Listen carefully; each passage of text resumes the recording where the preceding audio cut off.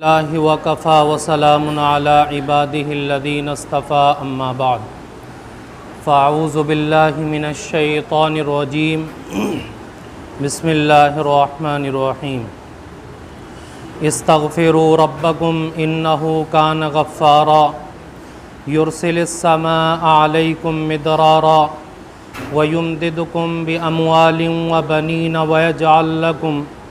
وَيَجْعَلْ لَكُمْ جَنَّاتٍ وَيَجْعَلْ لَكُمْ أَنْهَارًا صدق اللہ مولانا العظیم اللہم صلی علی سیدنا و مولانا محمد وعلی آل سیدنا و مولانا محمد وبارک وسلم۔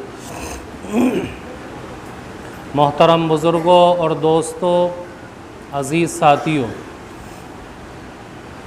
گزشتہ ہفتے یہ بات چل رہی تھی کہ اللہ رب العزت نے ہم سب کو بہت ساری نعمتیں عطا کی ہیں۔ انہی نعمتوں میں سے ایک نعمت یہ ہمارے جسم کی نعمت ہے،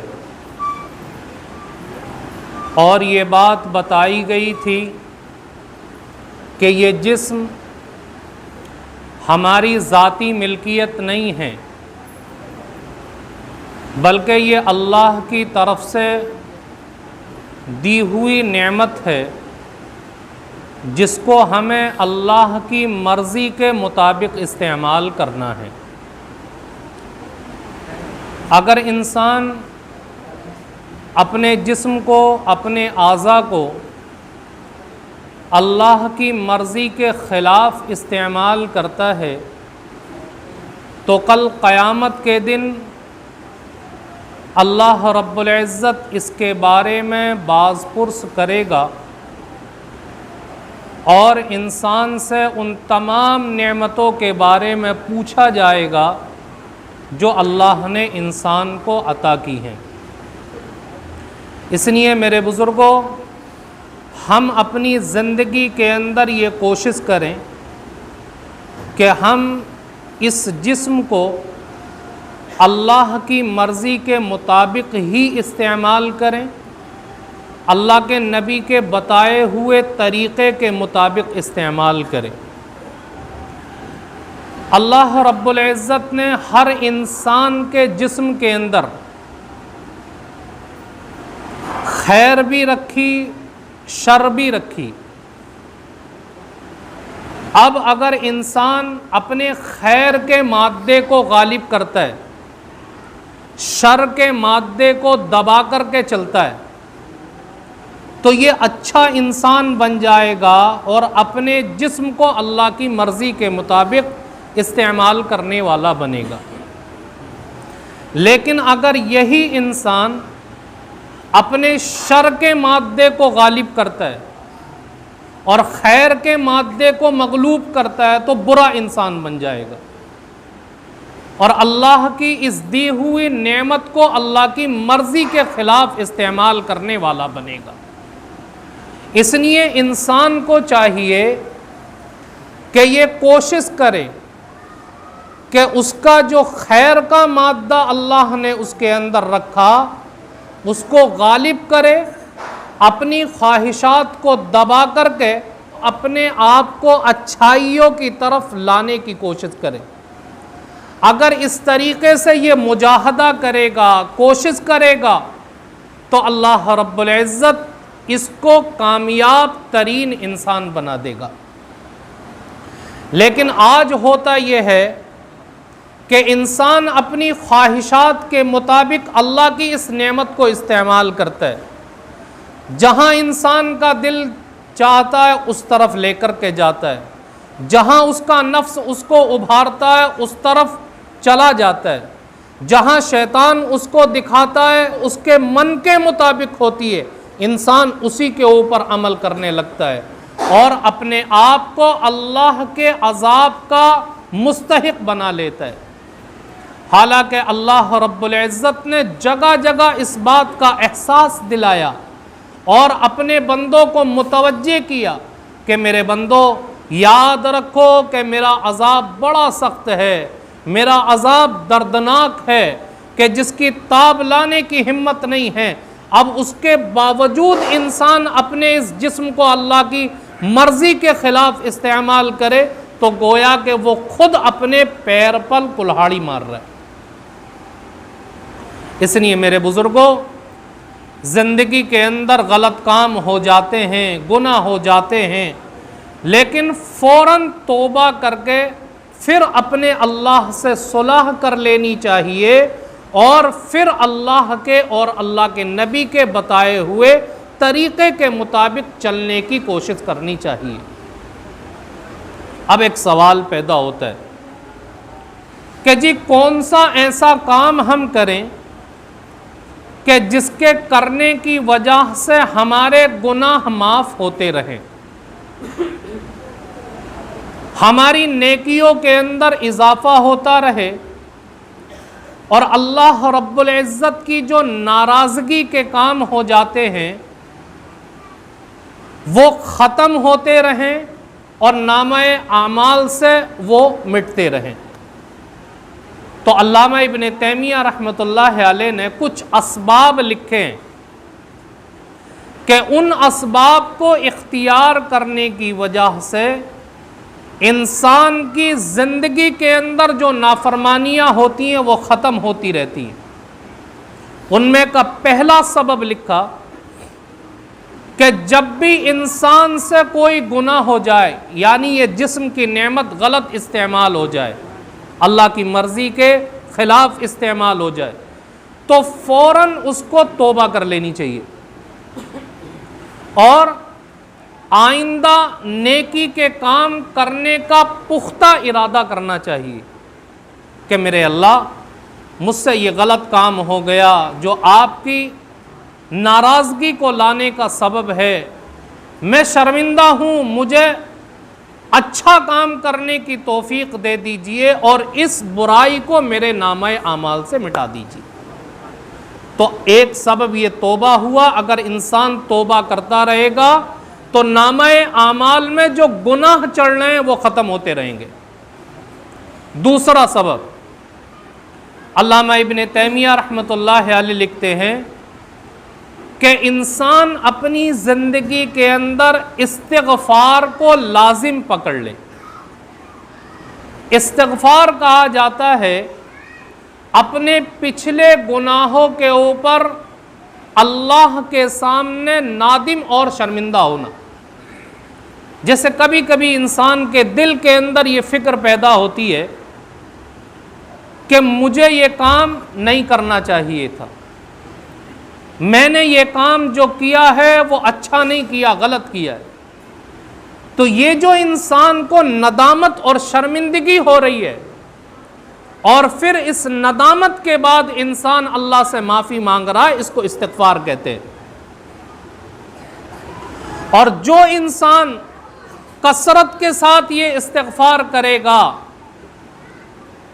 تو اللہ کے نبی علیہ الصلاۃ والسلام فرماتے ہیں کہ کل قیامت کے دن وہ اپنے نامہ اعمال کے اندر استغفار کو کثرت کے ساتھ لکھا ہوا پائے گا۔ اور ایک دوسری روایت کے اندر اللہ کے نبی نے فرمایا کہ اللہ رب العزت تمہیں ختم کر کے ایسی قوم پیدا کرے گا جو گناہ کرے گی، گناہ کرنے کے بعد پھر اللہ سے معافی مانگے گی۔ اللہ ان کے گناہوں کو معاف کر دے گا کہ میرے بندے سے غلطی ہوئی، لیکن اس کو غلطی ہونے کے بعد اس بات کا احساس ہو گیا کہ میرا کوئی رب ہے، مجھے دیکھنے والا ہے، اور یہ اللہ رب العزت کو بہت پسند ہے۔ انسان گناہ ہوا، گناہ کرنے کے بعد معافی مانگ لی، تو یہ اللہ کو توبہ کرنے والا، استغفار کرنے والا بہت پسند ہے۔ جب انسان گناہ ہو جاتا ہے اور گناہ ہونے کے بعد اللہ کے سامنے اپنی پیشانی ٹکا کر کے یا ربی کہہ کر کے روتا ہے اور اللہ سے اپنے گناہوں کی مغفرت طلب کرتا ہے، تو رب کریم فرشتوں سے کہتا ہے کہ دیکھو میرے اس بندے کو، یہ جانتا ہے کہ میرا کوئی رب ہے جو مجھے میری غلطیوں کے اوپر پکڑ سکتا ہے، مجھے گناہوں کے اوپر پکڑ سکتا ہے، میری نافرمانیوں کو دیکھتا ہے، اور یہ مجھ سے ڈر کر کے آج میرے سامنے ندامت کے آنسو بہا رہا ہے۔ تو استغفار کرنا یہ اللہ رب العزت کو بہت پسند بھی ہے، اور انسان سے جو نافرمانیاں ہوتی ہیں ان کو مٹانے کا ایک بہت بڑا ذریعہ ہے۔ اور استغفار کے اندر اللہ رب العزت نے بہت زیادہ فوائد بھی رکھے۔ میں نے جو قرآن کریم کی آیت تلاوت کی تھی، اس آیت کریمہ کے اندر اللہ نے ان فوائد کو بیان فرمایا۔ حضرت حسن بصری رحمۃ اللہ علیہ کے پاس ایک شخص آیا اور آ کر کے کہنے لگا کہ حضرت بڑی پریشانی ہے، گناہ ہو جاتے ہیں، کوئی عمل بتا دیجئے۔ تو حضرت نے کہا کہ استغفار کیا کرو۔ کچھ دن کے بعد ایک دوسرا بندہ آیا، اس نے بھی آ کر کے سوال کیا، حضرت غریب آدمی ہوں، کوئی عمل بتا دیجئے کہ اللہ اس کی وجہ سے میری غربت کو دور کر دے، پریشانی کو دور کر دے۔ پھر حضرت حسن بصری رحمۃ اللہ علیہ نے کہا استغفار کیا کرو۔ کچھ دن کے بعد ایک اور بندہ آیا، کہنے لگا کہ جی لڑکیاں ہی لڑکیاں ہیں، لڑکا کوئی نہیں ہے، دعا کر دیجئے کہ اللہ اولاد نرینہ عطا کر دے۔ حضرت حسن بصری رحمۃ اللہ علیہ نے کہا کہ استغفار کیا کرو۔ پھر ایک بندہ آیا کچھ دن کے بعد، کہا کہ جی میرا باغ ہے، کوئی عمل بتا دیجئے کہ باغ کے اندر پھل زیادہ آئیں، پیداوار زیادہ ہو۔ کہا استغفار کیا کرو۔ تو جتنے لوگ آئے اپنی پریشانیوں کو لے کر کے، سب کے اوپر کیا بتایا؟ استغفار پڑھا کرو۔ استغفر اللہ ربی من کل ذنب واتوب الیہ، استغفار پڑھا کرو۔ اب کسی نے حضرت کو دیکھا تو سوچا یار یہ عجیب نسخہ حضرت کو ہاتھ لگ گیا، جو بھی اپنی پریشانی لے کر کے آتا ہے یہ ایک ہی نسخہ بتاتے ہیں، استغفار پڑھ لیا کرو۔ تو ایک دن اس نے معلوم کیا کہ جو کوئی انسان اپنی پریشانی کو لے کر کے آتا ہے اور آپ کے سامنے بیان کرتا، آپ ہر ایک کو استغفار پڑھنے کی تلقین کرتے ہیں، آخر کیا وجہ ہے؟ تو حضرت حسن بصری رحمۃ اللہ علیہ نے کہا کہ یہ میں اپنی طرف سے نہیں کہتا، یہ تو اللہ رب العزت نے ہر پریشانی کا حل استغفار بتایا۔ کہا استغفروا ربکم انہ کان غفارا، اگر تمہاری زندگی کے اندر نافرمانیاں زیادہ ہیں، گناہ زیادہ ہیں، تو اللہ سے استغفار کیا کرو، اللہ گناہوں کو معاف کر دے گا۔ یرسل السماء علیکم مدرارا، بارش نہیں ہو رہی، استغفار کرو، اللہ بارش برسا دے گا۔ وَيُمْدِدُكُمْ بِأَمْوَالٍ وَبَنِينَ، لڑکے نہیں ہیں، اولاد نرینہ نہیں ہیں، اولاد نہیں ہو رہی، کسی عامل کے پاس جانے کے بجائے استغفار کرو، اللہ اولاد عطا کر دے گا۔ مال کی قلت ہے، غربت ہے، پریشانی ہے، استغفار کرو، اللہ مال کو بڑھا دے گا۔ باغات ہیں، فیکٹریاں ہیں، پیداوار زیادہ نہیں ہو رہی، فیکٹری سے جو مال نکل رہا ہے وہ کثرت کے ساتھ سیل نہیں ہو رہا، اللہ فرماتا ہے استغفار کرو، اللہ تمہارے باغات کے اندر پھل کی پیداوار کو زیادہ کر دے گا۔ اور اللہ نے جو باغات کا لفظ، جنات کا لفظ استعمال کیا، اس سے صرف آم کا باغ مراد نہیں ہے، بلکہ انسان کا جو بھی کاروبار ہے، فیکٹری ہے تو وہ اس کا باغ ہے، دکان ہے وہ اس کا باغ ہے۔ تو انسان جو شعبہ اختیار کیے ہوئے تجارت کا، وہ اس کا باغ ہے.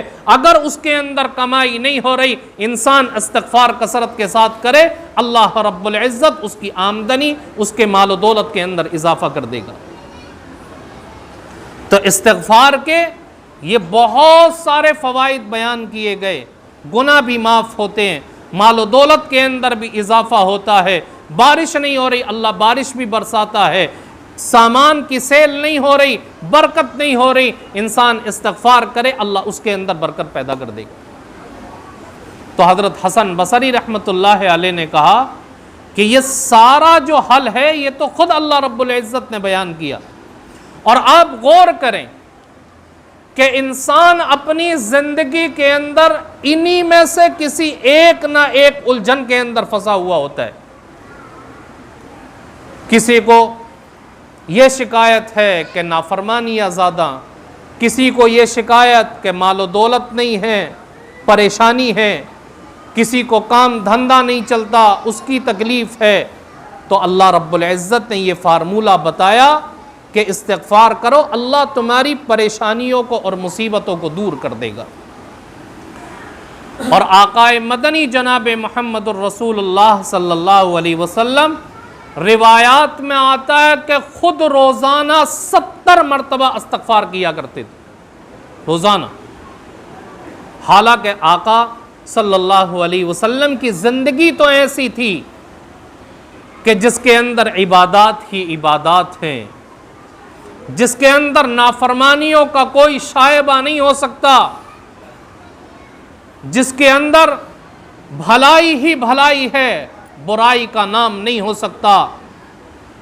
اس کے باوجود اللہ کے نبی صلی اللہ علیہ وسلم روزانہ 70 مرتبہ استغفار کیا کرتے تھے، اللہ سے معافی مانگا کرتے تھے. جب اللہ کے نبی علیہ السلام کی زندگی کا یہ معمول ہے تو پھر ہم کون سے کھیت کی مولی ہیں جو ہم استغفار نہیں کرتے، اللہ سے معافی طلب نہیں کرتے. استغفار کے اوپر بات آئی تو ایک عمل آپ کو بتاتا ہوں، بڑا کارآمد عمل ہے. آج بہت سارے نوجوان ایسے ہیں جو شکایت کرتے ہیں کہ جی 4 وقت کی نماز تو ہم پڑھ لیتے ہیں، ظہر، عصر، مغرب، عشاء، فجر کے اندر اٹھا نہیں جاتا. مشکل ہوتا ہے فجر کے اندر اٹھنا. یا بہت سارے کہتے ہیں کہ جی اکثر نمازیں چھوٹ جاتی ہیں تو اس کا احساس ہوتا ہے. کوئی ایسا عمل بتا دیجئے کہ زندگی کے اندر فرائض کبھی نہ چھوٹے. تو ہمارے شیخ نے ایک عمل بتایا تھا، فرمایا اگر فرائض کے اندر کوتاہی ہوتی ہے، فرائض چھوٹتے ہیں، تو اپنی زندگی کے اندر 3 کام کر لیں. کتنے؟ 3 کام. کبھی فرائض کے اندر کوتاہی نہیں ہو سکتی. جیسے ہی فرض کا وقت آئے گا تمہارے جسم کے اندر ایسی ہلچل اور بے چینی ہوگی کہ جب تک اس فرض کو ادا نہیں کر لیں گے جب تک سکون نہیں مل سکتا. اور وہ کیا 3 کام ہیں؟ فرمایا کہ اپنی زندگی کے اندر ایک معمول بنا لو کہ روزانہ قرآن کریم کی تلاوت ضرور کریں گے، چاہے پاؤ پارے کی کریں. روزانہ قرآن کی تلاوت ضرور کریں گے، چاہے پاؤ پارے کی کریں، پابندی کے ساتھ. دوسرا عمل کہ روزانہ 100 مرتبہ درود شریف پڑھیں گے صبح سے شام تک، تو اللہ رب العزت فرائض میں کوتاہی سے بچا لے گا. اور ایک ساتھ 100 مرتبہ درود شریف پڑھنا یہ آدمی کو اگر بھاری معلوم ہوتا ہے تو تھوڑا تھوڑا کر کے پڑھ لے، ہر نماز سے پہلے یا بعد میں 20 مرتبہ پڑھ لے، صبح سے شام تک 100 مرتبہ ہو جائے تو عمل ہو گئے. تیسرا عمل، صبح سے شام تک 100 مرتبہ استغفار ضرور پڑھنا ہے، اور وہ بھی ایک ساتھ بیٹھ کر کے پڑھنا. اگر بھاری لگتا ہے تو ہر نماز سے پہلے 20 مرتبہ پڑھ لیا کریں، صبح سے شام تک 100 مرتبہ ہو جائے گا. یہ 3 عمل کر لیں، قرآن کی تلاوت، 100 مرتبہ درود شریف، 100 مرتبہ استغفار، انشاءاللہ اس عمل کی برکت سے کبھی فرائض کے اندر کوتاہی نہیں ہو سکتی۔ اور جن لوگوں نے اس کے اوپر عمل کیا، اس نے خود اپنا تجربہ بتایا کہ واقعی یہ کام بڑے مؤثر ہے کہ ان کے کرنے کی وجہ سے کبھی فرائض نہیں چھوٹتے۔ تو استغفار یہ بہت بڑی چیز ہے جو انسان کی زندگی سے اس کے گناہوں کو ختم کر کے رکھ دیتا ہے۔ اور تیسرا سبب بیان کیا گیا کہ اپنی زندگی کے اندر انسان جتنا زیادہ ہو سکتا نیک اعمال کرے۔ جب نیک اعمال کرے گا تو نیک اعمال کی وجہ سے گناہ معاف ہوتے چلے جائیں گے۔ اللہ نے قرآن کریم میں بھی کہا ان الحسنات یذہبن السیئات، کہ نیکیاں گناہوں کے اثر کو ختم کر دیتی ہیں۔ انسان نے فجر کی نماز پڑھی، فجر کے بعد کچھ گناہ ہوئے، ظہر کی نماز پڑھ لی، اس دوران کے گناہ معاف ہو جائیں گے۔ ظہر کی نماز پڑھی، عصر تک کوئی نافرمانی اور گناہ ہوا، عصر کی نماز پڑھ لی، وہ گناہ اللہ معاف کر دے گا۔ اور آقائے مدنی جناب محمد الرسول اللہ صلی اللہ علیہ وسلم نے صحابہ کرام کو مثال دے کر کے سمجھایا کہ اگر کسی گھر کے سامنے کوئی تالاب یا نہر ہے اور وہ گھر والا اس تالاب کے اندر روزانہ 5 مرتبہ نہاتا ہے تو بتاؤ کیا اس کے جسم کے اوپر میل کچیل باقی رہے گا؟ صحابہ نے کہا کہ نہیں۔ اللہ کے نبی نے فرمایا کہ ایسے ہی جب انسان 5 وقتہ نماز پڑھتا ہے تو اللہ اس کے نامہ اعمال سے برائیوں کے میل کچیل کو ختم کر دیتا ہے۔ اور ایک آسان مثال ہے، آپ ایک گلاس کے اندر کوئی گندا پانی لیں، گندے پانی سے اس گلاس کو بھر دیجئے اور اس بھرے ہوئے گلاس کے اندر آپ اوپر سے صاف ستھرا پانی ڈالنا شروع کر دیجئے، تو وہ صاف ستھرا پانی اس گلاس میں گرے گا تو گندا پانی باہر کو نکلتا چلا جائے گا، اور ایک وقت وہ آئے گا کہ وہ سارے گلاس کا گندا پانی باہر آ جائے گا اور سارا پانی صاف ہو جائے گا۔ ایسے ہی انسان کا دل اگر گناہوں کے اندر ملوث ہو گیا تو انسان نیکیاں زیادہ سے زیادہ کرے تو نیکیوں کا نور جب بار بار دل کے اندر جائے گا تو گناہوں کی گندگی نکلتی رہے گی اور دل صاف ہو جائے گا۔ تو یہ بہت سارے اسباب علامہ ابن تیمیہ رحمۃ اللہ علیہ نے لکھے ہیں کہ اگر انسان ایسا کرے گا تو زندگی کے اندر جو نافرمانیاں ہوئیں، زندگی کے اندر یہ جسم اللہ کی نعمت غلط استعمال ہوئی تو اس سے جو اللہ کی نافرمانی کے کام ہوئے ہیں، جو گناہ ہوئے ہیں، وہ سارے کے سارے مٹتے چلے جائیں گے۔ اس لیے کوشش کریں کہ اپنی زندگی کے اندر استغفار لازم پکڑ لیں، توبہ کو لازم پکڑ لیں، اچھے کام کو لازم پکڑ لیں، اور جتنا زیادہ ہو سکتا ہے اللہ کی اس دی ہوئی نعمت کو اللہ کی مرضی کے مطابق استعمال کرنے کی کوشش کریں۔ اللہ تعالی ہم سب کو کہنے سننے سے زیادہ عمل کی توفیق عطا فرمائے۔ وما علینا الا البلاغ۔